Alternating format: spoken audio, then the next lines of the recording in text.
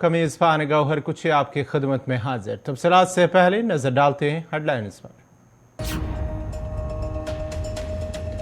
दफा 370 पर 8वें रोज भी हुई समाअत। सरकारी वकील राकेश द्विवेदी ने पेश किए दलाइल। 5 जजों की आईनी बेंच कर रही है केस की समाअत। जम्मू कश्मीर के वकला ने दलाइल मुकम्मल कर लिए। सरू टोल प्लाजा को लेकर सांभा में युवा राजपूत सभा का एहतजाज जारी। पुलिस ने अराकीन को गिरफ्तार करने के बाद टोल प्लाजा के आसपास दफा 144 किया नाफिज। नौशहरा तेजाब हमला पर अदालत ने सुनाया फैसला। अदालत ने 2 मुजरिमों को उम्र कैद की सुनाई सजा।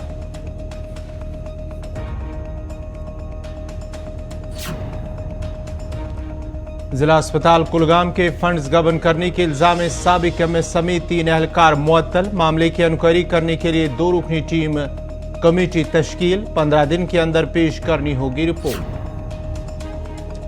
और आरीगाम त्राल के लोग पीने के साफ पानी से महरूम। स्कीम को मंजूरी मिलने के बावजूद भी काम न हो सका शुरू। आला हुकाम से पानी की किल्लत दूर करने की लोगों की मांग।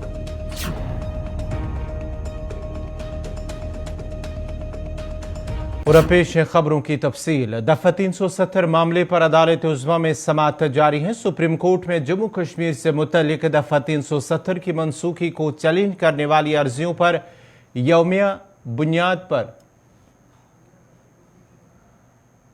समाअत जारी है और आज 8वें दिन की समाअत हुई है। चीफ जस्टिस डीवाई चंद्रचूड़ की सरबराही में 5 जजों की आईनी बेंच इस मामले की समाअत कर रही है। बेंच में justice Sanjay Kishan Kaul, justice Sanjiv Khanna, justice BR Gavai और जस्टिस सूर्यकांत भी शामिल है।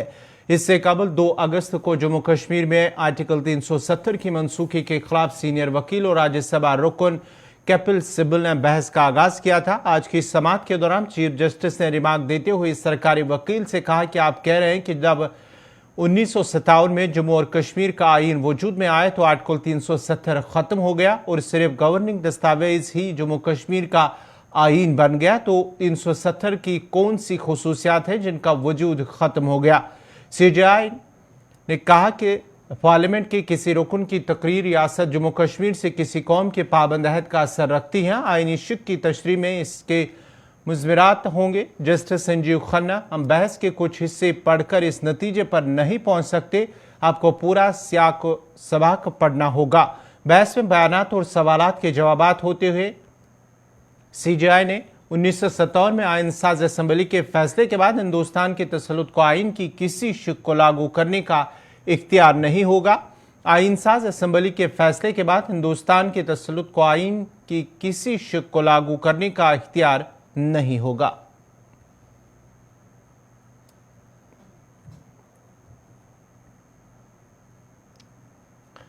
नौशहरा श्रीनगर में 20 साला कानून की तालिबा पर 11 दिसंबर 2014 को खौफनाक तेजाब हमला करने के मामले में 2 अफराद को कसूरवार ठहराने के 6 दिन बाद आज प्रिंसिपल डिस्ट्रिक्ट एंड सेशन जज श्रीनगर जवाद अहमद ने मुलजिमीन को उम्र कैद की सजा सुनाई है। अदालत ने स्पेशल पब्लिक प्रोसिक्यूटर तिली के दलाइल सुनने के बाद आखिर में फैसला महफूज कर लिया था, जिन्होंने मुजरिमीन के लिए ज्यादा से ज्यादा उम्र कैद की सजा का मुतालबा किया था, जबकि दोनों की नुमाइंदगी करने वाले वकील ने सजा को कम करते हुए 10 साल की सजा का मुतालबा किया था।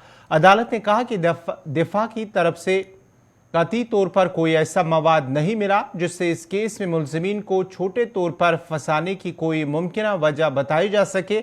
उन्होंने कहा कि कायमशुदा हकाइक, हालात और शवाहिद का सिलसिला मजमूई तौर पर इस कदर मुकम्मल रखता है कि तमाम इंसानी इम्कानात में एक ही मफरूजा है कि मुतासरा शख्स पर तेजाब फेंकने का भयानक फ़ाल मुलजिम नंबर 2 की तरफ से किया गया। मुलजिम नंबर 1 की तरफ से मुलजिम नंबर 2 के साथ मिलकर रची गई साजिश की गई थी।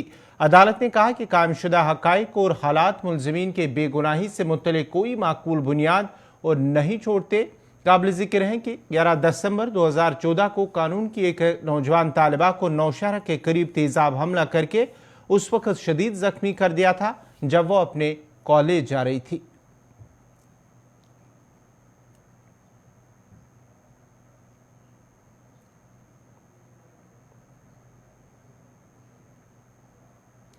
महकमा सेहत और तिबी तालीम ने जिला अस्पताल कुलगाम के साबिक मेडिकल सुपरिंटेंडेंट समेत 3 एहलकारों को अस्पताल के तरक्याती फंड्स गबन के इल्जाम में मुअत्तल कर दिया।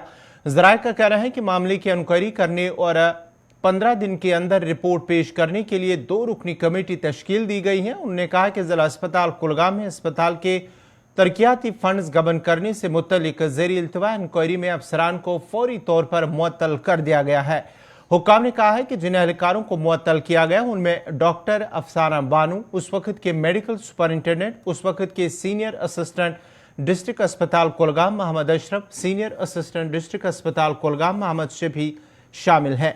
मुअत्तली की मुद्दत के दौरान directorate of health services Kashmir से मुंसलिक रहेंगे और वो माहाना बुनियादों पर महकमा सेहत और मेडिकल एजुकेशन को अपनी बायोमेट्रिक हाजिरी जमा कराएंगे।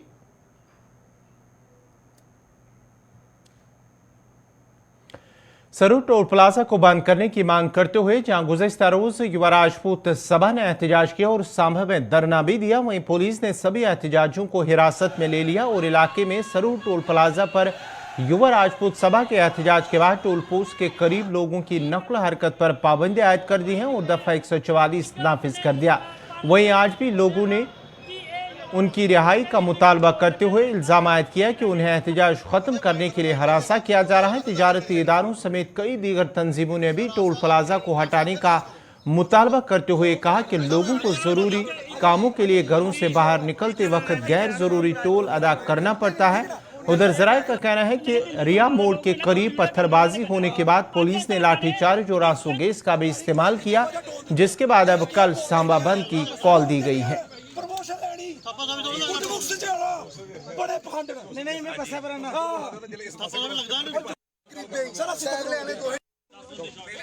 देखिए, हम यही कहेंगे कि युवा राजपूत सभा ने जो कॉल दी थी वो बिल्कुल जेन्युइन थी।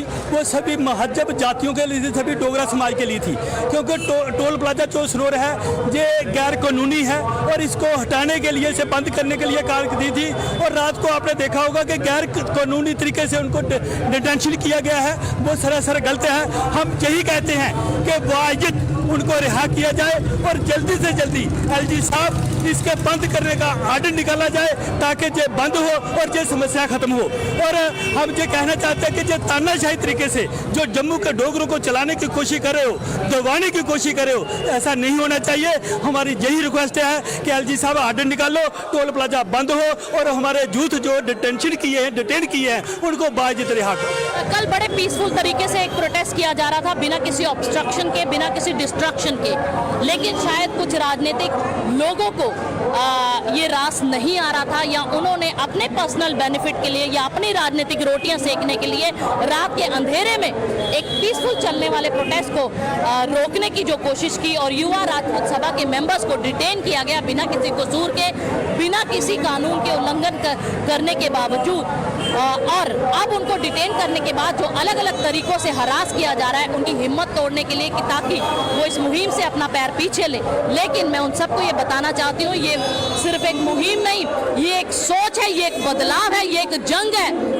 जो लोकतंत्र भारत का आज खतरे में है, जो खत्म होता जा रहा है, उसको दोबारा से स्थापित करने के लिए जो बीड़ा उठाना चाहिए था हमारे उन राजनेताओं को, जिनको हमने वोट देकर नेता तो बनाया, लेकिन वो सिर्फ अपनी जेबें भरने में, अपने घरों को, अपने महलों को बनाने में बिजी रहे, लेकिन लोगों की सुध तक नहीं ली। और आज जब लोग जागरूक हो चुके हैं, युवा राजपूत सभा का धन्यवाद देती हूँ कि जिन्होंने ये मुहिम शुरू की और लोगों को जागरूक किया और एक मत पर लाया, एक मंच पर लाकर अपने हकों को कैसे हासिल किया जाए, ये जो शुरुआत की गई है, इस शुरुआत को वो नहीं रोक सकते। और इस मुहिम को जब तक हमारा मुद्दा हल नहीं होता, जब तक सरोर वाला टोल नहीं हटाया जाता, ये मुहिम रुकने वाली नहीं है, ये सोच रुकने वाली नहीं है। रणनीति अपने आप बन रही है, लोगों का प्रोटेस्ट फूट के बाहर आ रहा है, लोगों का गुस्सा फूट के बाहर आ रहा है।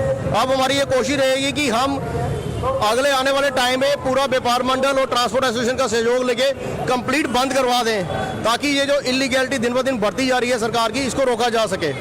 वायरस के मेंबर्स को लेकर क्या कहेंगे, उनकी जल्द रिहाई को लेकर? सर, जब तक वो रिहा नहीं होंगे, ये धरना खत्म नहीं होगा, यहाँ पे हम परमानेंट बैठ जाएंगे। उनकी detention as it is illegal है, ऐसा कोई कानून। शुमाली कश्मीर टंगमर्ग के वानेलो इलाके में अस्पताल रोड पर बेवा गरीब खातून मीमा बेगम की आरजी दुकान से चोरों ने तांबे के बर्तन और वेल्डिंग मशीन चोरी की है। बेवा खातून का बेटा मकामी लोगों के घरेलू बर्तनों की कलाई का काम करता था, जो उसकी रोजी रोटी का सहारा था और इस गरीब कुंबा का चूल्हा जलता था। मगर चोरों ने रात के दौरान ही आरजी दुकान में दाखिल होकर तांबे के बर्तन वेल्डिंग मशीन उड़ाकर वो फरार हो गए।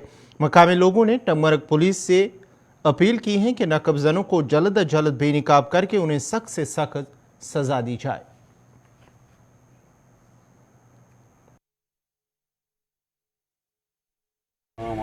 मे नाव साहिल अहमद अहंगर बस कलाई कम कर फादर सह गुजरिया मे मदर लकट बे बेन लकट बोय लकट बस कलाई कम कर ये रात किस ब्रोटुक दुकान अस बानस जुबर ये बानस 3 बोर मशीन वेल्डिंग मशीन रपी लच सह नीक ये रोजगार बस पान फादर गुजरिया पत लज ये कम कर पत लकट लकट सारी गर मदर तस मे लकट बस ये इंसाफ गन बाकी नहीं कहीं बस अस दियो इंसाफ इंसाफ। मेरा नाम अब्दुल रशीद आहंगर है। मैं यही पास में वेल्डिंग दुकान है मेरा। इसका रोज़गार यही था, ये कलाई कर रहा था। लोगों का इसका इधर था बर्तन, वो किसी ने चोरी करके ले गया रात को। अब कार्रवाई होनी चाहिए इसके, वो चोर गिरफ्तार होने चाहिए। ये गरीब है। मैं लोगों से गुजारिश करता हूँ, इनका मदद होना चाहिए और गवर्नमेंट से भी गुजारिश करता हूँ, हाथ जोड़ के इनका ये मदद होना चाहिए। मुझे मेरा एक अर्ज है यहाँ पर, एक ये मजलूमी औरत है, ये बेवा है, ये बाइनू की रहने वाली है और ये गदाई कर रही है। ये मजदूरी कर 3 साल से मजदूरी कर, इसके पास कोई नहीं है।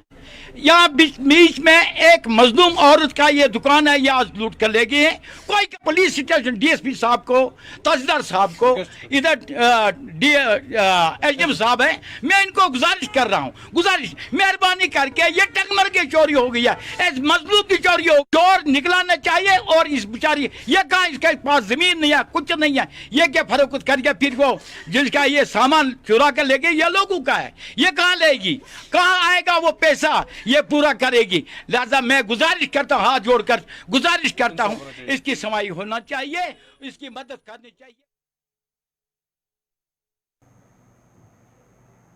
नाज़रीन, खबरनामा जारी रहेगा। यहाँ पे छोटा सा तिजारती वक्फा।